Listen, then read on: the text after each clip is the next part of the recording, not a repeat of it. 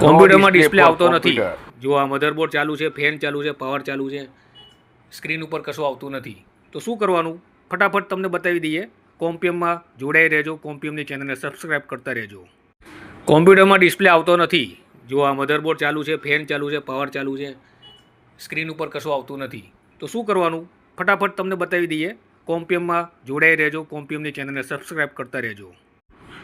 કોમ્પ્યુટરને બંધ કરી દેવાનું.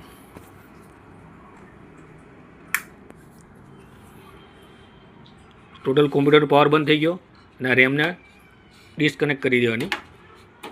આ રેમનો પ્રોબ્લેમ છે, રેમનો પ્રોબ્લેમ છે.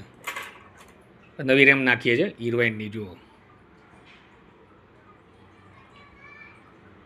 હીરોઇનની 8 GB રેમ નાખું છું. નવી બોક્સ પેક છે, 3 year વોરંટીવાળી.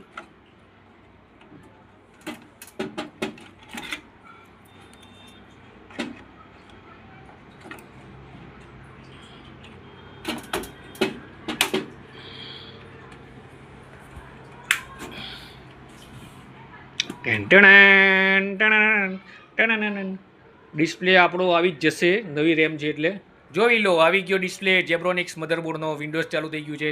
એની એવી રેમ છે. કેટલું ફાસ્ટ વિન્ડોઝ આવે જોઈ લો. 6 સેકન્ડમાં વિન્ડોઝનો ડેસ્કટોપ છે ને જોરદાર. બન્યા રહો, કોમ્પિયમની ચેનલને સબસ્ક્રાઈબ કરો અને તમારા પ્રોબ્લેમનું નિરાકરણ લાવો. જય હિન્દ, જય ભારત.